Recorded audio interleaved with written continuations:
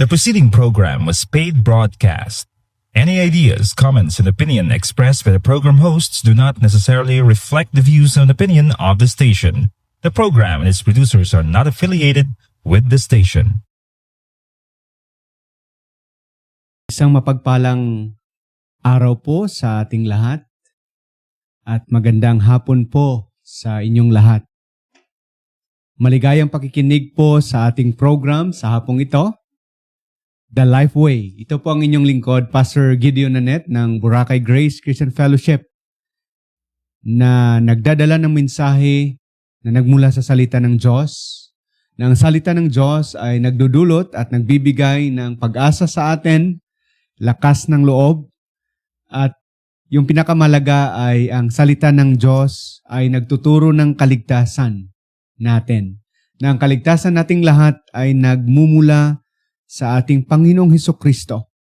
At sa hapong ito, kung saan man kayo at anuman yung mga ginagawa nyo, nawa ang ating panalangin na ang pagpapala ng Diyos ay ating patuloy na mararamdaman. At ang presensya ng Diyos ay patuloy na magpapalakas po sa atin. Today is April 17, 2026. And purihin ang Panginoon na sa hapong ito tayo po ay makapag-broadcast. Pinupuri po natin ang Panginoon sa kanyang kabaitan, katapatan, sa kanyang pagmamahal, at maging sa kanyang pagbigay ng ating pangailangan. Yes, nakikita po natin na sa lahat ng aspeto ng ating buhay, tinutulungan tayo ng Diyos. At sa hapong ito, isa rin sa mga pagkakataon na nabibigay ng Lord, ng ating Panginoon na makapag-connect tayo online. We praise God for this radio station, Radyo Boracay 106.1 FM, maging sa ating Boracay Malay streaming, at maging sa ating technology na nagagamit para makapag-connect po tayo. And also sa ating mga connection, napapanood po tayo, mapakinggan po tayo sa ating mga online apps, sa ating mga internet radio apps. And yes, hindi lang po na nakikita po tayo sa YouTube or sa Facebook, kundi na-access din tayo, at ma-access din tayo sa ating mga internet radio apps. Especially sa MyTuner, Watch Your Radio, and then sa Radio Philippines, and also sa Instant Radio, at sa Live Online Radio. Na especially may mga kababayan po tayo na hindi makapag-live, hindi makapag-connect sa atin through Facebook, makapag-download at naka-download na po sila sa App Store or sa Play Store at madadala po natin ito. And yes, palagi po natin binabalik-balikan ang pasasalamat sa ating Panginoon na through sa mga technology na gagamit po natin na maabot at maibahagi po ang salita ng Diyos. And sa hapong ito, sa ating mga kaibigan dito sa Isla ng Boracay at sa ating mga kabarangay, dyan especially sa Barangay Yapak, at maging sa ating kaibigan dito sa isla at sa mainland ng Malay. Binabati ko po kayo ng magandang hapon. Mainit na panahon at maganda ang panahon. And we praise God sa mga pagkakataon niya na nabibigay po sa atin. And also, gusto lang po natin batiin ang ating mga kababayan, sa ating mga taga-suporta ng Radyo Boracay, sa mga probinsya, bayan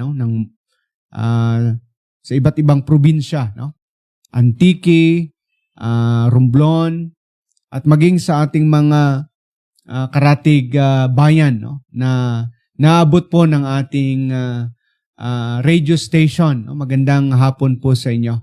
At sa bawat individual na nagtatrabaho At habang nagtatrabaho, sumusubaybay, yung iba nagpapahinga, yung iba nagkakape, or anuman yung mga ginagawa nyo, ang ating panalangin na nawa ang pagpapala ng Diyos, no, ay patuloy po natin mararanasan. And yes, ang ating prayer, no, na patuloy po tayong gagamitin ng Panginoon, at gusto lang po natin pasalamatan, no, ang ating mga taga-suporta, taga-pagbigay ng encouragement, especially sa Boracay Grace Christian Fellowship, and also sa mga kaibigan po natin na patuloy ang kanilang panalangin, no? And we praise God, no, for the privilege na mayroong partnership.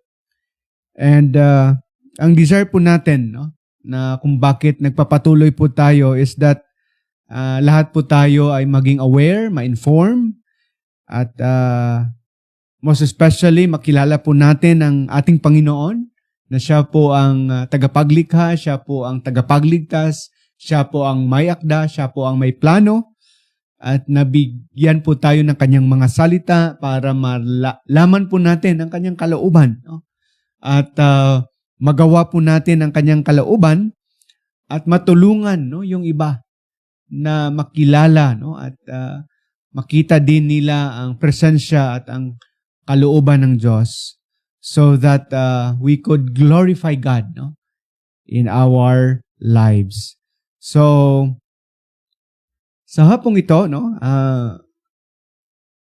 balikan po natin ang ating mga katanungan, no, na kung ano ba ang kaparaanan ng Diyos para maligtas po tayo. Bago yan, manalangin muna tayo. Once again, Lord, our gracious God and our Heavenly Father, we thank you for this afternoon na makapaglapit po kami sa inyo para hingin ang inyong basbas at pagpapala, at maging sa hapong ito na hingi po kami ng tulong sa bawat isa po sa amin, sa bawat pamilya na meron kami, at sa aming komunidad na kung saan nilagay niyo po kami lahat. Father, we thank you for your gracious act na sa kabila ng aming kahinaan, limitasyon, pagkukulang, nandyan ka para tulungan, punuan, at pagpalain po kami. And I pray, dear Father, na sa hapong ito, may you bless all the listeners, and also, Lord, sa aming mga kaibigan, kababayan na nanonood at nakapag-connect, Panginoon, sa iba't ibang platform na connected ang aming program. Father, mangusap ka at manguna ka sa bawat buhay. Na yes, hindi lang po kami namumuhay para sa aming sarili, para sa physical aspect lang, kundi maranasan po namin at makita, Panginoon, ang napakaganda niyo pong plano na panghabang buhay, walang hanggan, walang katapusan. And Lord, it is our prayer na kung mayroon man dito, Panginoon, na nangangailangan ng kagalingan physically, we pray for their healing. And also, Lord, we pray for restoration. We pray for comfort sa mga kaibigan, kababayan po namin na may mga challenges, may mga problems, may mga testing sa buhay. At higit sa lahat, Lord, we pray for the salvation of everyone, na maraming makaintindi, makakita kung sino si Jesus, ang aming Panginoon, ang aming Diyos, at kung ano yung ginawa niya at ginagawa niya at gagawin niya. We pray, Father, that may you continue to use your words to enlighten us, to remind us, O Lord, na napaka ganda ng inyong mga pangako, at kung gaano ka kapangyarihan ang inyong mga salita na ikaw lang po ang makapagbago. ng direksyon ng aming buhay. And Lord, today, we praise you na patuloy po kaming nabigyan nyo ng pagkakataon. And we commit everything to you, Lord, in Jesus' name. Amen. Ang kaparaanan ng Diyos para matulungan tayo na magkaroon po tayo ng kaligtasan ay sa pamagitan ng ating Panginoong Hesus, na siya ang anak ng Diyos, pinadala ng Ama, at naging magandang balita para sa ating lahat.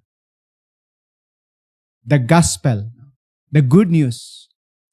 So kung ating titingnan, ang gospel or ang magandang balita ay isang pundasyon ng katotohanan sa puso ng isang mananampalataya. At maging sa totoong iglesia ng Diyos, the gospel of Christ. Na tayo po ay naging believer, naging follower, no? Naging servant, naging saved. It is because of the gospel of Christ. That He Himself, no, is the gospel. And kung may magtatanong, paano po tayo maligtas? Paano po tayo maging anak ng Diyos? Paano po tayo mapatawad sa ating kasalanan? Paano po tayo makatanggap ng buhay na walang hanggan? Ang kasagutan dyan, si Jesus. Ang biyaya ng Diyos, ang regalo ng Diyos. At dahil sa Kanya, naging klaro at sigurado ang ating kaligtasan. And this afternoon, tingnan po natin ang 3 points, no? Patungkol sa buhay, sa ginawa ng ating Panginoong Hesus, kung bakit nasabi at masabi po natin that He is the only Savior, He is the only way. He is the only person who could help you, who could help me sa buhay na meron tayo ngayon. In the past, may mga writers, no, na nagsasabi, sabi ni Humberto Mijero, sabi niya, the church is not here to be popular, but to proclaim the good news of the gospel to those who like it and to those who don't. Sabi niya, ang iglesia ng Diyos nilagay, binuo, para hindi sumikat, para hindi magpasikat, kundi to proclaim the good news. And who is the good news? What is the good news? It is the Lord Jesus Christ. It is about Christ, His life, His death, His resurrection. Kahit na maraming ayaw, kahit na hindi siya sikat, we need to proclaim the gospel that the salvation of everyone ay nakasalalay sa ating Panginoong Hesus.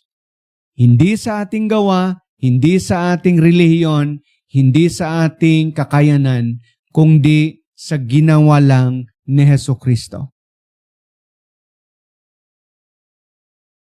Si Oswald Smith nagsabi,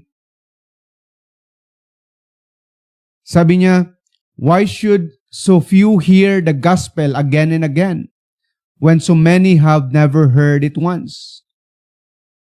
Sabi niya, bakit kumukonti at kukonti lang ang nakikinig at makarinig? Dahil mahalaga na mapakinggan, maibigay ang salita ng Panginoon. That there is no other name under heaven was given among men, whereby we must be saved. We can only be saved, we can be secured only through the Lord Jesus Christ.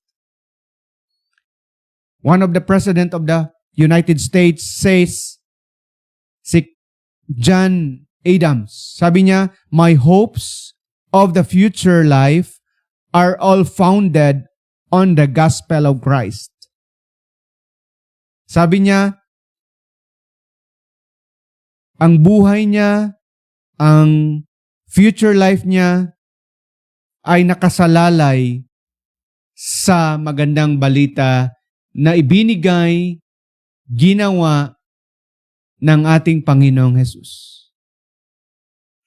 So this afternoon, we will go back sa word na gospel. The word gospel means good news. It is good news because it talks about God, His eternal plan. It talks about God, His works, His miracle, His saving act sa buhay nating lahat. When Jesus said, "For God so loved the world that He gave His only begotten Son, that whosoever believes in Him will not perish but have everlasting life," yun po ang magandang balita. Yun po ang mensahe na magdadala ng pag-asa. Yun po ang mensahe na magdudulot na tayo po ay magkaroon ng panibagong buhay, panibagong kaisipan, panibagong pananaw, panibagong direksyon na maging sentro ng ating buhay. At kung may mga grupo or tawag dito, pagtitipon tayo or tatawagin po nating church ang ating pagtitipon, na ang church ay nagmula at nakasalalay sa mensahe ng ating Panginoong Hesukristo. Hindi po sa mensahe ng tao or sa patakaran ng simbahan. It is always be founded on the gospel of the Lord Jesus Christ. Why? Nung nandito pa ang ating Panginoong Jesus, sinabihan niya si Peter, sabi niya, "I will build my church."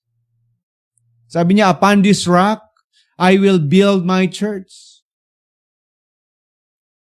At na-refer ng Panginoon na ang church is a group of people na nakarinig ng magandang balita patungkol sa Panginoong Hesukristo, at nung narinig po nila ang mensahe po patungkol sa Panginoong Hesukristo, sabi niya, repent and believe the gospel. Ito sila ay nagsisi at nagsisi mula sa kasalanan at tinanggap nila ang Panginoong Hesukristo bilang Panginoon ng kanilang buhay, bilang tagapagligtas, bilang Diyos. At sila po ay sumunod. At tinawag silang disipulo ng Panginoong Hesukristo. Disciples of Christ. Disciples of Jesus. Sabi niya, go into all the world and preach the gospel.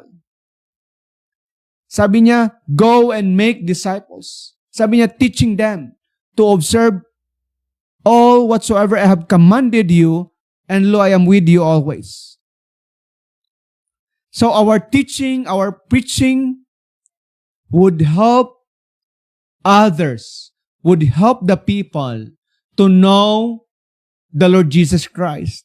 And after na matanggap, after na maniwala po sila, we need to grow together, to be mature in our relationship with the Lord Jesus Christ, and to be a vessel na madala po natin ang kaligtasan, ang mensahe ng kaligtasan sa mga taong hindi pa nakarinig at wala pang desisyon na kilalanin si Jesus bilang personal na tagapagligtas ng kanilang buhay. Marami yan. Sa ating kapitbahay, sa ating pamilya, sa labas ng simbahan at sa loob ng simbahan. That's why we need a gospel. We need to preach the gospel to ourselves, to our family, to our neighbors, to our community. It is because Ito po ang kailangan. Ito po ang ang kaligtasan po natin. So it is our prayer. It is our desire that we will teach, that we will preach Christ to everyone so that many will believe, many will grow in their relationship with the Lord Jesus Christ. So sa writings ni Apostle Paul on 1 Corinthians chapter 15,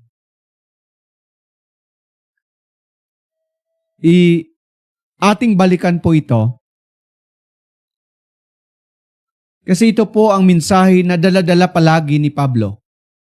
Ito yung mensahe na nagligtas sa kanya. Ito rin ang mensahe na nagtatag ng mga iglesia na tinawag niyang mga kapatid sa Panginoon. Brethren in the Lord. He declared, he testified, he preached according to the wisdom given by God to him. And he said, sabi niya, I determined not to know anything among you except the Lord Jesus Christ, in Him crucified. That's why makita po natin dito ang kahalagahan na sa buhay natin, paano tayo naligtas? Sino yung nagligtas sa atin? Ano yung pinanghahawakan po natin? Kaligtasan ko, kaligtasan ng aking pamilya, kaligtasan ng aking mga mahal sa buhay. And it is comforting to know that we have the Word of God na ating mapanghahawakan. Like Apostle Paul, ni-remind niya, sabi niya, moreover, brethren, I declare to you the gospel which I preach to you. When I preach to you, sabi niya, you receive it. And when you receive it, sabi niya, you stand for it. You stand by it. And because of that, you are saved. Past tense. On verse 2. Sabi niya, by which also you are saved, if you hold fast the word which I preach to you, unless you believe in vain. For I delivered to you first of all that which I also received, that Christ died for our sin according to the Scripture, and that He rose again the third day according to the Scripture.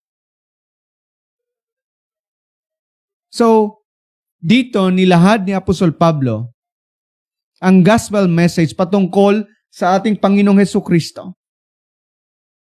Na masabi po natin, ito po yung buod. Ito po yung pinakaminsahe ng magandang balita. Number 1, Christ died for our sin. Number 2, Christ was buried. And number 3, Christ rose from the dead. And we need to understand bakit ginawa po ito ni Hesukristo. Bakit mahalaga po ito sa atin? Bakit may impact po ito sa atin? So number 1 po dito is Christ died for our sin. Alam na natin to. Narinig po natin at nung nakaraan lang na i-portray po ito sa ating culture na ang Panginoong Hesus ay naipako sa krus at namatay siya. But the question, bakit niya yun ginawa? What's the purpose of His crucifixion? He said, Christ died for your sin and for my sin. Balikan po natin that for all have sinned. Lahat ng tao ay nagkasala. At dahil sa ating kasalanan, we are accountable before God. We are responsible for our sin. We are condemned because of our sin. And there is only one person na masabi po natin, walang kasalanan. Pero namatay siya alang-alang sa ating kasalanan. Inako niya ang ating kasalanan. The word "our" is very important. That si Jesus ay nagkatawang tao at naging perpekto siya bilang tao. Pero namatay siya, naparusahan siya, hindi sa kanyang kasalanan, kundi sa ating mga kasalanan. Bakit mahalaga po ito? Kasi kung hindi si Kristo ang tagapagbayad ng kasalanan mo, tagapagbayad ng kasalanan ko, tayo yan ang magbayad ng ating kasalanan. At babayaran niya natin balang araw. Doon sa dagat-dagatang apoy. Maraming nagtatanong bakit pupunta ang tao sa impyerno. Kahit na may ginawa ang Panginoong Hesukristo. At nagsabi na mapagmahal ang ating Diyos. Ang problema nga hindi sa pagmamahal ng Diyos. Ang problema dahil ako at ikaw, tayong lahat ay nagkasala sa Diyos. At walang makakakuha ng ating kasalanan. Ang ating pagiging mabait, ang ating mga pagsakripisyo, ang ating perang binibigay, ang ating relihiyon, ang ating pagbautismo, hindi yan makaligtas. Hindi yan ang makapagbayad ng ating kasalanan. Kung yan ang ating aasahan, kung yan ang ating paniwalaan. Pero sa hapong ito, sabi ng Biblia, if you will believe on the Lord Jesus Christ, na siya ang makapagbayad, ang nagbayad. Siya ang nag-ako ng ating kasalanan. If we will humble ourselves to believe that Christ came, He was manifested to take away your sin and my sin, you will be forgiven. Pero kung aasahan po natin, kumagay sabi ng iba, kung parisa natin si Jesus, partneran ba? Jesus and our religion, Jesus and our good works, hindi po yan o obra. Dapat solo, only, ang ating pagkikilala na siya lang ang tagapagligtas.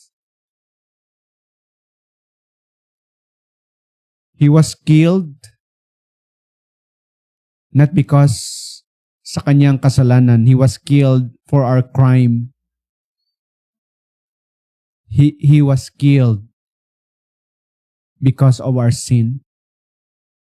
Jesus died on account that tayo po ay nagkasala at pinasa niya, inako niya ang ating mga kasalanan. Sabi ni Paul on Romans chapter 3 verse 10, there is none righteous, no not one. Romans 3:23, all have sinned and fall short of the glory of God. And the good news, Christ died for our sin. He stepped in and took our place in death so that we might live. Christ died para mabuhay tayo, para mabigyan po tayo ng panibagong buhay, na magkaroon po tayo ng buhay na walang hanggan. Because ang bayad ng kasalanan ay kamatayan. The payment, the punishment for sin is death. And Christ came so that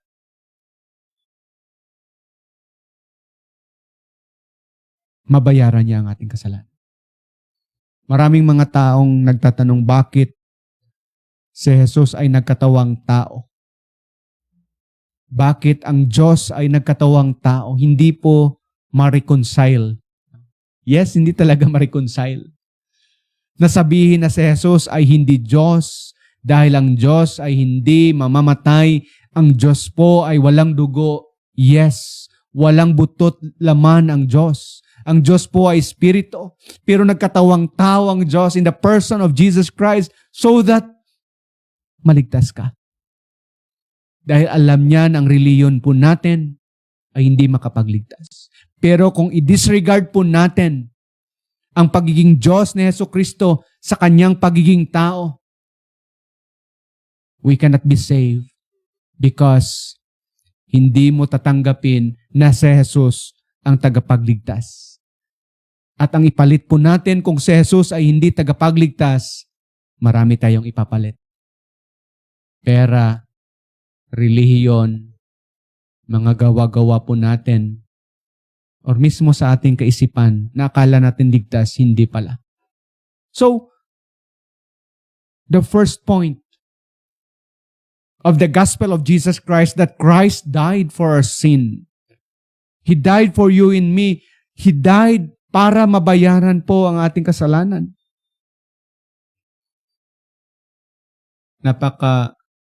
Halaga po ng katotohanan ito. It is because imagine na si Jesucristo nung nandito pa siya sa mundo, mas marami pa ang katuruan niya patungkol sa impyerno kumpara sa langit.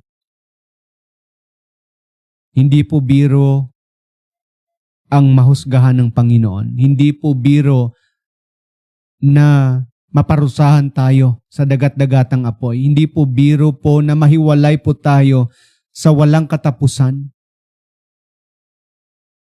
That's why hindi po biro ang dinaanan ng Panginoong Jesucristo nang inako niya ang ating kasalanan sa krus. Hindi po biro ang dinaanan ng ating Panginoong Jesus. Hindi po biro ang ginawa niya para lang na mabayaran niya ang ating mga kasalanan.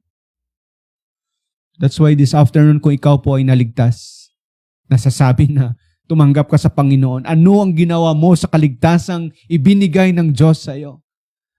Yes, wala tayong maibalik kundi pagpapasalamat na ang ating paglilingkod, ang ating pagpapagal, it is a thanksgiving on what Christ has done. Kung ano yung ginawa niya sa iyo. Yes, walang bayad ang kaligtasan ng Diyos. Pero bilang mga niligtas ng Diyos, kamusta ang kaligtasan na ibinigay ng Diyos? Kamusta ang worship? Kamusta ang prayer? Kamusta ang service? Kamusta ang thanksgiving? Kamusta? Kasi dito mag-uugat or dito manggagaling. Hindi po relihiyon. Kasi kung relihiyon lang, hindi tayo makapagkanta ng there is joy in serving Jesus. It is because akala natin na ang pag-serve ito po yung bayad natin. No, it's not.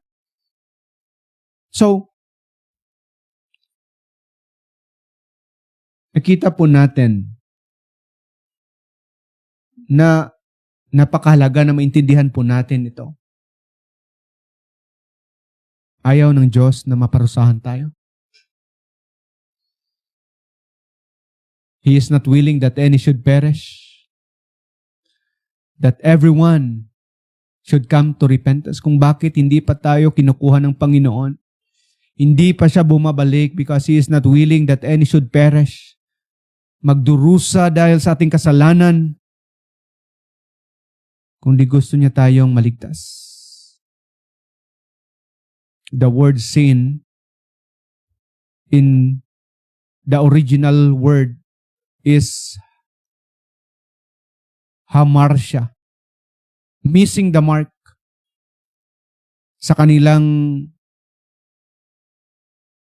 paggamit nito, nagagamit po ito sa archery, na every time hindi ma-hit yung target, magsasabi sila, hamartia, you miss the mark.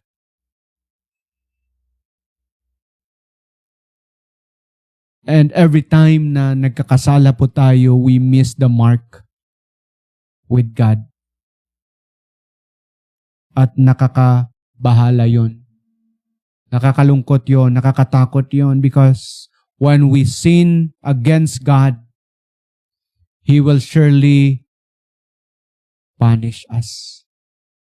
But thanks be to God, in spite of our iniquities, in spite of our sin that separate us from God, we are imperfect. We can do nothing for ourselves. We are sinful creature in the front of a holy God. But God, in His own mercy, He chose to save us. He chose to fix our problem. He chose to give us a solution. And Jesus is the only way for us to be saved. At nabigyan po tayo ng relationship. Through the cross, He died on the cross to bridge the gap na matagal nang nagpapahiwalay sa atin. Ang kasalanan po ang nagpapahiwalay po sa atin sa Diyos. And this afternoon, patuloy siyang nangungusap, nananawagan, na kung hindi ka pa nakabalik sa Diyos sa pamagitan ng kanyang bugtong na anak. Yes, may relihiyon. Yes, nagsisimba. No question. But are you really connected? Are you really connected with the Lord Jesus Christ? How's your relationship with Him? Because true Christianity is not about religion. It is about your relationship with the Lord Jesus Christ. Is He your Savior? Is He your Lord? Mahal mo ba si Jesucristo? Na hindi nakasalalay sa reliyon? Nakilala mo ba talaga siya? At kilala ka ba ng Panginoon na masabi mo na kilala ko si Jesus at kilala niya ako? Na kung bumalik siya bukas, makakasama ko siya. Do you have that assurance? Do you have that hunger? Do you have that fulfillment that hindi nakasalalay sa reliyon natin ang security po natin, ang ating superiority. Hindi sa pangalan ng simbahan po natin, but your identity is in Christ. Masabi mo ba yan? Kung natatakot ka pa dahil akala mo sa reliyon mo, nasa shaking point ka ng buhay mo. Because at the end of the day, sa ating pagharap sa kamatayan, walang reliyon na makapagsabi po sa atin. No amount of prayers can help us. Sabi ng Biblia. Even si Lazarus at ang rich man sa storya, sa kwento ng Panginoong Hesus, no amount of prayers can help a person. Kung nandun na siya sa impyerno or nasa kamatayan na siya. The only person who could comfort us, who could help us, is the Lord Jesus Christ Himself. At pwedeng mangyari yan ngayon. If you will believe. But before you believe, sabi ng Biblia, repent from our sin. Talikuran muna natin yung makamundo. Ang mga makasalanan sa harapan ng Panginoon. Hindi yun nagda-judge tayo. Sabi ng Biblia, if we want God, if we want Christ, Jesus, let us turn away from our sin. Umingi tayo ng tulong, Lord, tulungan mo ako na Iwanan ko na ang mga makasalanan sa inyong harapan, sa inyong mga mata. Lord, tulungan mo ako. Ayaw ko ng kasalanan dahil ang kasalanan ay dadalhin sa impyerno. Yes, nakakalungkot sa panahon ngayon na ang kasalanan sinicelebrate. Maraming nagsasaya sa kasalanan, pero sabi ng Biblia, ang lahat ng kasalanan ay dadalhin sa impyerno. At kung sa atin buhay ay mayroong kasalanan, kahit hindi ka maniwala sa sinasabi ng Biblia, kahit tatawanan or magalit ka, ito yung sinabi ng Biblia. That if we will not repent from our sin, we will perish in hell. And He wants us to repent because He loves us. He wants to save us. He wants us na dalhin tayo sa kalangitan. Yes. Gusto ng Diyos na maligtas tayong lahat. At gusto niya na magsisi tayo. At gusto niya na paniwalaan, tanggapin, sundin, kilalanin natin si Jesus, ang kanyang bugtong na anak. So Christ died for our sin. Second, Christ was buried. Bakit mahalaga po ito? Dahil kung hindi siya namatay, hindi siya nakapagbayad ng ating kasalanan. He became sin for us. When the Lord Jesus Christ became sin, by taking all our sin, He bore it on the cross and He died.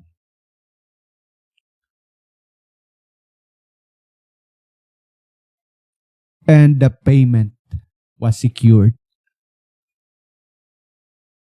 Kasi maraming mga taong nagsasabi na hindi daw namatay si Jesus. Hinimatay lang. No. He died on the cross. He was buried. And sabi ni Paul sa 1 Corinthians chapter 15, sabi niya, death is swallowed up in victory. O death, where is your sting? Death has been defeated by the Lord Jesus Christ. And because He died, bayad na po yung ating kasalanan.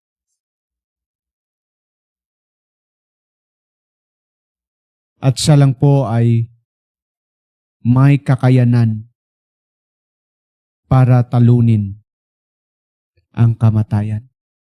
Siya lang po ang may kakayanan na mabayaran yung ating mga kasalanan.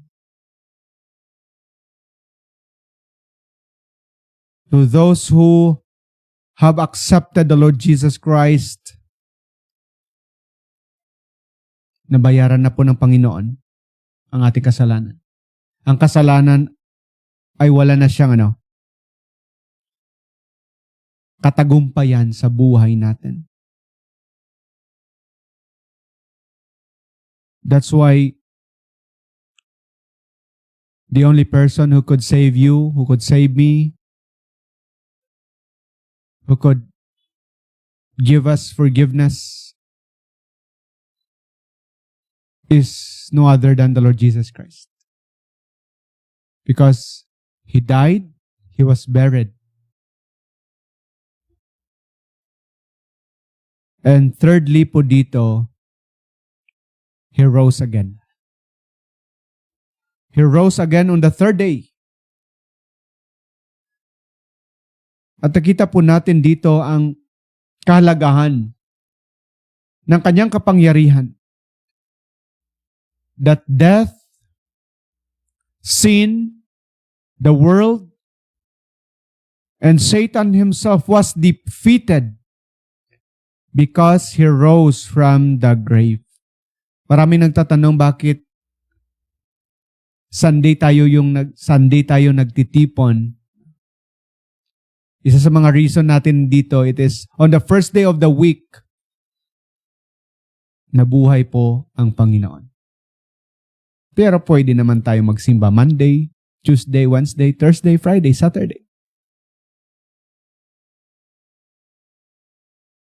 Ang kamatayan po ay natalo. Ang kasalanan po ay mapatawad. Meron tayong katagumpayan. Sabi nga ni Paul sa Romans chapter 6 verse 9, knowing that Christ having been raised from the dead, dies no more, death no longer has dominion over him. There is victory in the Lord Jesus Christ. Yes, bilang tao kung sa atin lang, wala tayong kasiguraduhan na meron tayo. Kung sa atin lang, nakakatakot po na maparusahan. Nakakatakot po na magkaroon po ng kamatayan. At hindi po natin alam kung saan tayo pupunta pagkatapos nito sa buhay na meron tayo ngayon. But the Lord Jesus Christ Himself gave us His word na siya lang ang makapagsabi 100% sa kaharian tayo ng Diyos. Siya lang po ang makapagsabi na ngayon kasama kita sa aking kaharian. Katulad ng magnanakaw na tumanggap at naniwala kay Jesus sa krus. Katulad ni Pablo, sabi niya, absent from the body, present with the Lord. Sabi ni Pablo, for me to live is Christ and to die is gain. Sabi ni Jesus, I am the resurrection and the life. So this is victory. If we will choose to identify ourselves with the Lord Jesus Christ, we can experience victory. Yes. So this afternoon as we end, as we recall, as we go back sa sinabi po dito ni Pablo, if we will believe on the Lord Jesus Christ, our sin will be forgiven. We will have eternal life. And we will experience the final victory in the Lord Jesus Christ. And right now, gusto ng Lord na siguraduhin natin. Makagawa tayo ng desisyon sa buhay na ito. Natanggapin mo ang Panginoong Jesus. Nakilalanin mo siya sa buhay mo. Napaniwalaan mo ang kanyang ginawa sa cross, na yun lang talaga ang pag-asa natin. Na siya namatay, nilibing at muling nabuhay. At dahil sa kanyang katagumpayan, maging matagumpay din tayo. Hindi lang bukas, kundi sa ngayon, as you believe on the Lord, there is power that would change your life. That would change the course, the direction of your life. At magkaroon ka ng presensya ng Diyos, the Holy Spirit will be upon you. That no matter what happened, whatever circumstances you're in right now, you will be guided by His presence. In spite of your hopelessness, in spite of your discouragement, there is comfort, there is strength, there is peace, there is victory. In Jesus' name, there will be freedom. That's why napakalaga sa mainit na panahon, sa matinding sitwasyon ngayon, sa mga nangyayari sa ating pamilya, di ba? Sa pangaraw-araw na tinatahak po natin, parang tumitigas na yung ating puso sa mga nakikita po natin na parang mas sikat pa ang gumagawa ng korupsyon, kriminalidad, at parang kawawa yung mga sumusunod sa batas, parang kawawa yung namumuhay sa Diyos. Yes, yun yung observation natin. Why do the righteous suffer and the wicked prosper? But at the end of the day, when Jesus came, there will be victory. And this is the promise na panghahawakan po natin. Hindi man siya sikat, kasi mas marami ang ayaw maniniwala dito. Yun na yung sabi ng Panginoon. Kukunti lang. Sana kasama ka sa kukunti na nagtiwala, na tumanggap, na naglingkod, na nagmahal sa ating Panginoong Hesukristo. Hindi po natin alam kung kailan siya babalik, pero babalikan niya tayo. Would you like to believe on the Lord Jesus Christ as your Lord and personal Savior?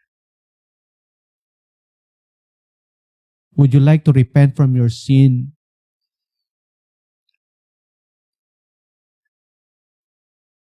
and will commit your life to the Lord? Jesus is God. Jesus is Lord. Jesus is our only Savior. And He loves you. And He is our ultimate judge. Habang may panahon pa, tayo, bigyan natin siya ng panahon. Habang may puwang pa ang buhay po natin, bigyan mo siya ng lugar. Habang kaya pa, paglingkuran mo siya.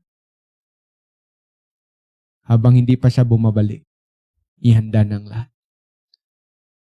He is our everything.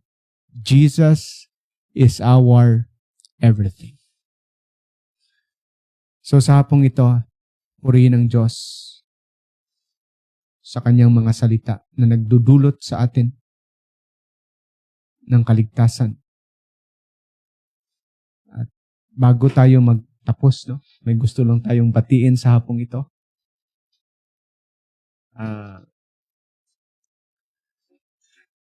Si Pastor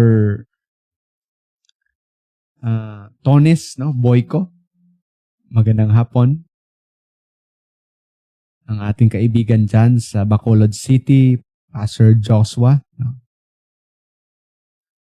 And sa ating kalaro sa pickleball, si Brother Prency, praying na manalo kayo dyan ngayon sa Habagat. Pastor James ng Dawn Baptist Church of Iloilo, good afternoon. Si Coach Jade, good afternoon. Pastor Jason from Bacolod, good afternoon. Sir Archie, sa ating